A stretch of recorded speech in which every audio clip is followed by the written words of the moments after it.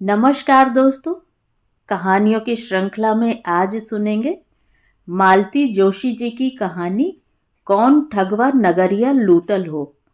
तो आइए सुनते हैं कहानी। हर साल की तरह घर में चैत्र गौरी का हल्दी कुमकुम समारोह चल रहा था। मेरी सभी सखी सहेलियां, अड़ोसने पड़ोसने, नाते रिश्ते की महिलाएं आमंत्रित थीं। यह कार्यक्रम मैं बड़ी धूमधाम से करती हूँ। साल भर में एक अच्छा गेट टुगेदर हो जाता है। जिस तरह हर फंक्शन का एक पीक टाइम होता है, हल्दी कुमकुम का भी होता है। उस समय हॉल जैसे ओवरफ्लो हो रहा था। उस समय मुझे डर लगने लगा। सबको सब कुछ ठीक से मिल तो रहा है ना? कोई छूट तो नहीं गया? मैंने सबसे ठीक से बात की है ना? कोई उपेक्षित तो नहीं रह गई? भीड़ जब थोड़ी उतार पर थी तो मिसेज मिश्रा ने प्रवेश किया। ये मेरी सुबह की सैर की साथिन है। बस उतना ही परिचय है, वहीं दुआ सलाम होती है। पर साल में एक बार होने वाले इस आनंदोत्सव में मैं उन्हें भी आमंत्रित कर लेती हूँ, और वह प्रेम से आती भी हैं। वे बैठ ही रही थी कि मिसेस दुबे उठ खड़ी हुई। भाभी जी, जरा वॉशरूम जाऊंगी। कार्यक्रम के दिन मैं अपने दोनों तीनों वॉशरूम चमका कर रखती हूँ। अक्सर दूर से आने वाली महिलाओं को जरूरत पड़ जाती है, पर मिसेस दुबे तो सोसाइटी की ही हैं। वे सफाई भी दे रही थी कि मैं जरा बाजार चली गई थी, वहीं से सीधे आ रही हूँ। पर मुझे विश्वास नहीं हो रहा था। उनका मेकअप एकदम ताज़ा लग रहा था। उन्हें बाथरूम दिखाकर मैं लौट रही थी कि उन्होंने हाथ पकड़कर मुझे भीतर खींच लिया। फुसफुसाकर बोली, पता है, डॉक्टर मिश्रा आईसीयू में भर्ती हैं। अब मुझे उनकी वॉशरूम की जरूरत समझ में आई। उनकी अपेक्षा के विपरीत मैंने एकदम ठंडी प्रतिक्रिया देते हुए कहा, अच्छा, मुझे तो पता ही नहीं था। और मैं हॉल में लौट आई। वॉशरूम से लौटकर मिसेस दुबे ने अपना अभियान जारी रखा। मिसेज मिश्रा से बोली, डॉक्टर साहब की तबीयत अब कैसी है? पहले से ठीक है? अभी आईसीयू में हैं? नहीं, परसों रूम में शिफ्ट हो गए हैं। बच्चे आ गए हैं? हाँ, कब से? कनाडा वाला भी? हाँ, वह भी 2 दिन बाद ही आ गया था। बिटिया, बच्चों की परीक्षाएं चल रही हैं, इसीलिए चेन्नई वाली बहू भी नहीं आ पाई है। कनाडा वाली ने अपनी माँ को बुलाया है। बच्चों को उनके पास छोड़कर वह आ जाएगी। मिसेज मिश्रा ने एक साथ इतने प्रश्नों के उत्तर दे दिए कि अब पूछने के लिए कुछ बाकी न रहा। मिसेस दुबे और कोई बेढंगा सवाल करती, इससे पहले ही मैंने दोनों को प्लेटें पकड़ा दी। मिसेस मिश्रा ने प्लेट को छूकर हाथ जोड़ लिए। बोली, मेरे व्रत चल रहे हैं, आप तो मुझे हल्दी कुमकुम दे दीजिए। मैंने भी फिर इकरार नहीं किया। उनकी मनः स्थिति का मुझे अंदाजा हो गया था। उन्हें छोड़ने मैं बाहर तक गई। उनका अपराध बोध कम करने के लिए मैंने कहा, आप आई, अच्छा लगा। मुझे तो पता ही नहीं था कि डॉक्टर साहब बीमार हैं। तभी आजकल आप मॉर्निंग वॉक पर दिखाई नहीं दी। हाँ, कहीं जाने का मन ही नहीं होता। आज भी बहुत असमंजस था। फिर सोचा, हल्दी कुमकुम का निमंत्रण है, नकारना नहीं चाहिए। जी, बहुत अच्छा सोचा आपने। अब देखिए, सब शुभ होगा। आईसीयू से कमरे में आ गए हैं। अब देखिए, 2-4 दिन में घर भी आ जाएंगे। इत्मीनान रखिए। थैंक यू वेरी मच, उन्होंने भीगे स्वर में कहा और चली गईं। मैंने अंतर मन से चाहा था और कहा भी था कि डॉक्टर साहब 2-4 दिन में घर आ जाएंगे, पर मेरी सद्भावनाएं फली नहीं। वे घर आए तो, लेकिन महाप्रयाण के लिए।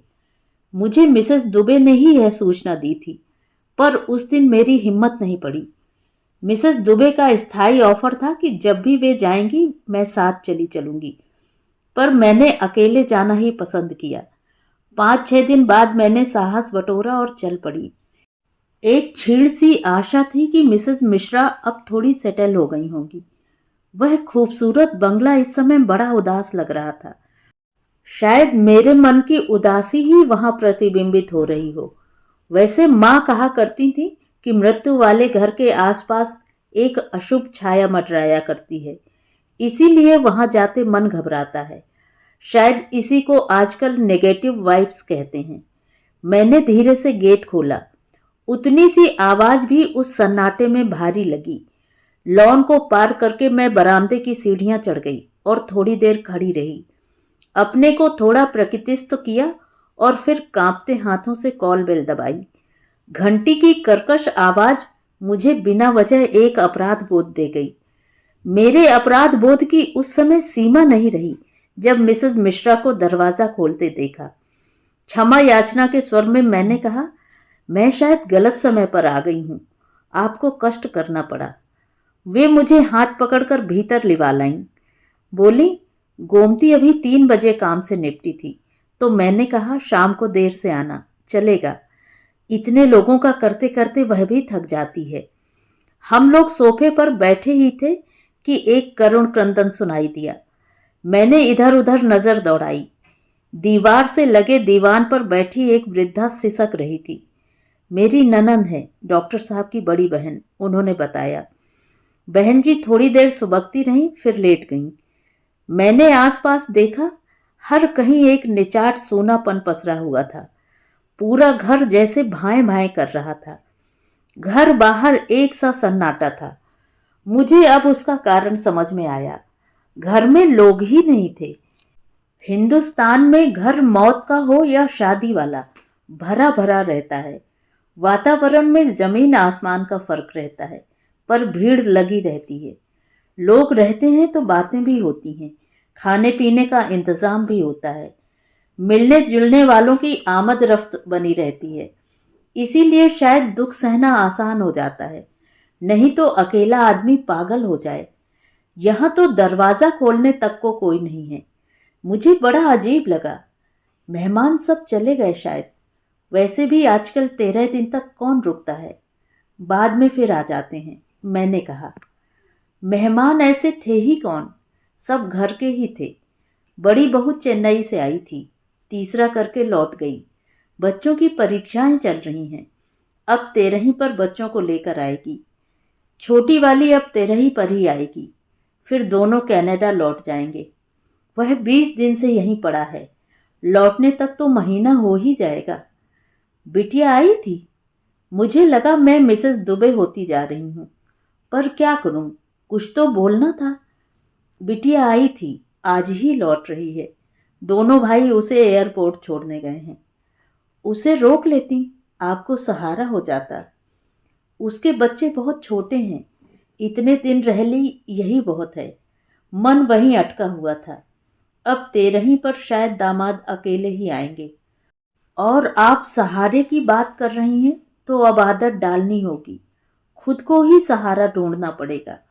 बच्चे कितने दिन रुकेंगे, उनकी अपनी गृहस्थी है, अपना काम है। अपने पिता के लिए बेचारे सब कुछ छोड़कर दौड़े चले आए थे, आखिरी सांस तक उनके साथ रहे। लोग इसी दिन के लिए बेटों की आस करते हैं। मैंने दर्शन झाड़ा। पूछने वाली थी कि आपके पीहर से कोई नहीं आया, पर उन्होंने जैसे मेरे मन की बात पढ़ ली। बोली, मेरे भाई भाभी आए थे, 2 दिन रहकर चले गए। क्लिनिक कितने दिन बंद रखते? आपके भाई भाभी डॉक्टर हैं? हाँ, पिताजी भी डॉक्टर थे। हम लोगों का बड़ा सा नर्सिंग होम है, उस एरिया में बहुत मशहूर है। आपके भी तीनों बच्चे डॉक्टर हैं ना? हाँ, और छोटी बहू भी। वाह, यानी कि पूरी डॉक्टर्स फैमिली है। गुड। कुछ देर को एक छोटा सा मौन पसर गया। मैंने उससे उबरने के लिए जल्दी से अगला प्रश्न पूछ लिया। डॉक्टर साहब के परिवार में बस ये बहन जी ही हैं? परिवार तो बहुत बड़ा है, पर मैंने बस इन्हें ही देखा है। शादी के बाद मैं इनके ही घर गई थी। आपके सास ससुर नहीं थे? ये स्कूल में थे, तभी इनके पिताजी गुजर गए। अम्मा जी थीं, देवर देवरानियों के राज में किसी तरह दिन काट रही थीं। जिज्जी की शादी पिताजी कर गए थे, पर इनकी पूरी पढ़ाई बाकी थी। हाई स्कूल में इन्होंने पूरे जिले में टॉप किया था। थोड़ी स्कॉलरशिप भी मिली थी, पर चाचा लोगों ने हाथ खड़े कर दिए। कहा कि शहर में पढ़ाना हमारे बस का काम नहीं है। अम्मा जी बेटे का भविष्य बिगाड़ना नहीं चाहती थी। उन्होंने देवर लोगों को मनाया। पता नहीं किन किन शर्तों पर वे राजी हुए। ये मेडिकल के 2nd ईयर में थे जब अम्मा जी नहीं रहीं। तब पता चला कि अम्मा जी ने अपने हिस्से की जमीन दोनों के नाम लिख दी थी। उनके जाते ही चाचा लोगों ने इन्हें बेदखल कर दिया। एकदम सड़क पर ही आ गए थे। मुझे लगता है आपकी सासू माँ की मृत्यु नेचुरल नहीं रही होगी। लोग जमीन जायदाद के लिए कुछ भी कर गुजरते हैं। मैंने कनखियों से बहन जी की ओर देखा। वे शांत लेटी थीं। उन्हें कुछ सुनाई नहीं देता। वे धीरे से मुस्कुरा दीं। मुझे भी हमेशा से लगता रहा कि अम्मा जी की मृत्यु में कोई रहस्य था, पर उस समय ये छोटे थे और अकेले पड़ गए थे। क्या करते? फिर पढ़ाई कैसे पूरी की? मेरे भाई साहब के साथ पढ़ते थे। उन्होंने बाबूजी को बताया। बाबूजी बोले, ब्राह्मण का लड़का है, होनहार है, उसका करियर बर्बाद नहीं होना चाहिए। फिर बाबूजी ने इनका पूरा खर्च उठाया, हॉस्टल की फीस भी दी, ट्यूशन फीस भी दी। एमबीबीएस के बाद पीजी करने के लिए भी भेजा। पूरे 2.5-3 साल ये बाहर थे। आपके पिताजी सचमुच पुण्यात्मा थे, नहीं तो आजकल कौन किसी के लिए इतना करता है। इस पुण्य का फल भी उन्हें हाथों हाथ मिल गया। ईश्वर ने हीरे जैसा दामाद जुटा दिया। इसमें ईश्वर की कोई करामात नहीं है, यह सब योजनाबद्ध कार्यक्रम था। मतलब? वे चुप हो गईं। मैंने थोड़े संकोच के साथ कहा, ऐसे पूछना तो नहीं चाहिए, पर आपकी लव मैरिज रही होगी ना?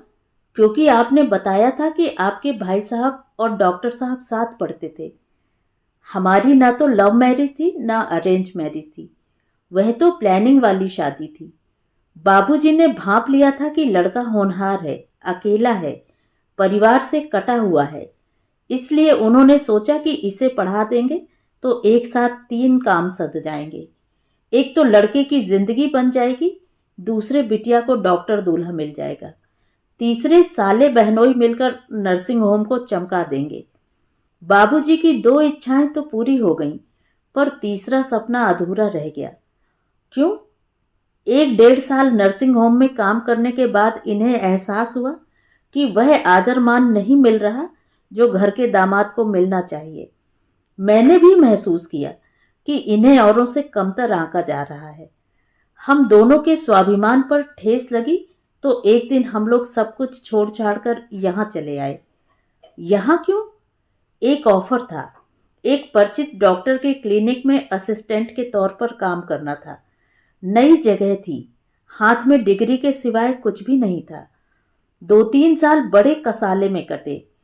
इन्हें तो अभावों की आदत थी, पर मेरे लिए यह सब झेलना बहुत कठिन था। 2-3 साल बाद गाड़ी पटरी पर आई। इनकी प्रैक्टिस चल निकली। फिर इन्होंने अपना क्लिनिक खोल लिया। दिन रात मेहनत की, पैसा बरसने लगा। जो वैभव मैं पिता के घर छोड़ आई थी, अब वह मुझे फिर से प्राप्त हो गया। इन्हें तो जैसे जुनून चढ़ गया था। वे बच्चों को हर वो चीज देना चाहते थे जिसके लिए बचपन में तरसे थे। अच्छा खाना, अच्छे कपड़े, अच्छा घर, अच्छी गाड़ियां, अच्छी शिक्षा। तीनों की शादियां भी उन्होंने बहुत धूमधाम से की, जैसे वे अपने जीवन से दरिद्रता की हर रेखा मिटा देना चाहते थे। सेल्फ मेड मैन ऐसे लोगों को ही तो कहते हैं। सफलता ऐसे लोगों के ही चरण चूमती है। और कहते हैं हर सफल व्यक्ति के पीछे एक स्त्री होती है, तो वह आप हैं। आप उनके यश में बराबर के हिस्सेदार हैं। उनकी आंखें अचानक भीग गईं। मैंने उनके कंधे थपथपाते हुए कहा, अरे ऐसे नहीं रोते हैं। रामचरितमानस में लिखा है कि यशस्वी पुरुष की मृत्यु पर शोक नहीं करना चाहिए। डॉक्टर साहब अपनी सारी जिम्मेदारियां पूरी करके गए हैं। आपके लिए भी पुख्ता इंतजाम करके गए हैं। बच्चे आपके सुशील हैं, संस्कारवान हैं।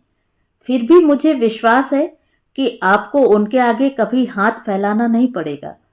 भाभी जी, क्या पैसा ही सब कुछ होता है? उनकी आवाज अत्यंत कातर थी। शायद बहुओं से नहीं बनती होगी, पर यह तो आजकल आम बात हो गई है। और इनकी बहुएं कौन सी इनके पास रहने वाली हैं? मृत्यु से एक दिन पहले इन्हें बहुत तेज बुखार हो गया था। अच्छा, डिलीरियम हो गया था। डिलीरियम समझती हैं ना? डिलीरियम मतलब सन्निपात ना? जिसमें आदमी ऊट पटांग बोलने लगता है। हाँ वही, ये भी उस समय वाही तबाही बकने लगे थे। मुझे तो इतनी भद्दी भद्दी गालियां दी कि बच्चों के सामने मैं शर्म से गड़ गई। बच्चे भी अस्पताल वालों के सामने शर्मसार हो गए।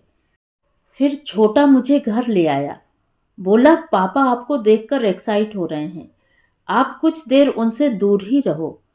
उसके बाद वे 24 घंटे जीवित रहे, पर मैं उनके पास नहीं गई।